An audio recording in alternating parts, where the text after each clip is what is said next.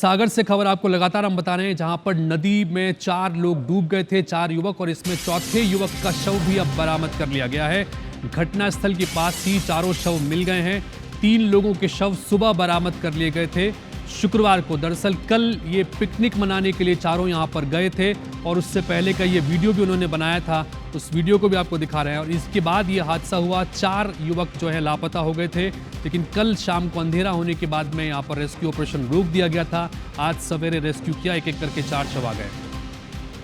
शिवम हमारे सहयोगी जुड़ रहे हैं, उनसे बात करते हैं। शिवम, एक एक कर चारों शव निकाल लिए गए हैं, क्या कुछ अपडेट मिल रहा है?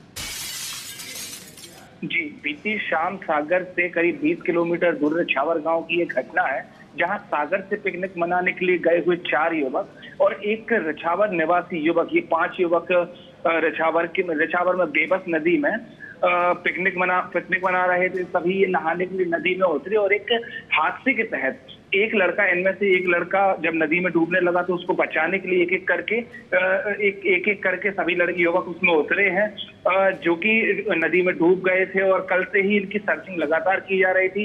हालांकि 5 लड़कों में से एक लड़के को ग्रामीणों द्वारा वहां पर प्रत्यक्षदर्शियों द्वारा बचा लिया गया था, लेकिन अन्य जो 4 युवक थे उनकी लगातार तलाश की जा रही थी। कल देर रात काफी देर तक इनकी तलाश की गई। स्थानीय पुलिस बल के साथ साथ स्थानीय विधायक और अन्य कई लोग भी वहां पर मौजूद थे, लेकिन रात में कोई भी युवक वहां से नहीं मिला। सुबह जब दोबारा से एसडीआरएफ की टीम ने और स्थानीय पुलिस बल ने वहां जाकर इनकी तलाश शुरू की तो एक एक करके चारों युवकों के शव वहां से बरामद हुए हैं। और फिलहाल पुलिस ने पंचनामा कार्रवाई करके मर्ग कायम किया है और आगे की कार्रवाई की। शिवम, चूंकि जाहिर तौर पर चारों युवक थे और इनके बारे में क्या और कुछ डिटेल निकल पाई है और इनके परिवार के सदस्य वहां पर मौजूद रहेंगे, उनसे कुछ बात हो पाई?